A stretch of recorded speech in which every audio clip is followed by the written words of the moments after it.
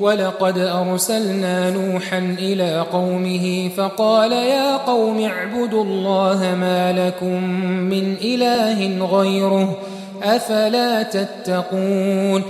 فقال الملأ الذين كفروا من قومه ما هذا إلا بشر مثلكم يريد أن يتفضل عليكم ولو شاء الله لأنزل ملائكة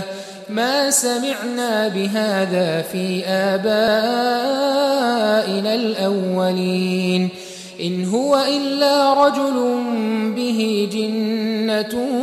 فتربصوا به حتى حين قال رب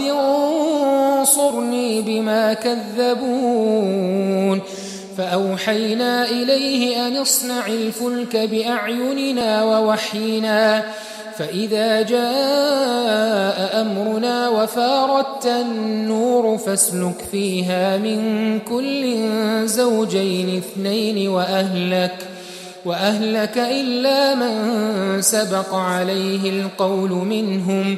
ولا تخاطبني في الذين ظلموا إنهم مغرقون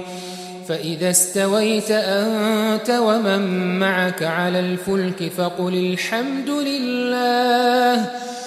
الحمد لله الذي نجانا من القوم الظالمين وقل رب أنزلني منزلا مباركا وأنت خير المنزلين إن في ذلك لآيات وإن كنا لمبتلين ثم أنشأنا من بعدهم قرنا آخرين فأرسلنا فيهم رسولا منهم أن اعبدوا الله ما لكم من إله غيره أفلا تتقون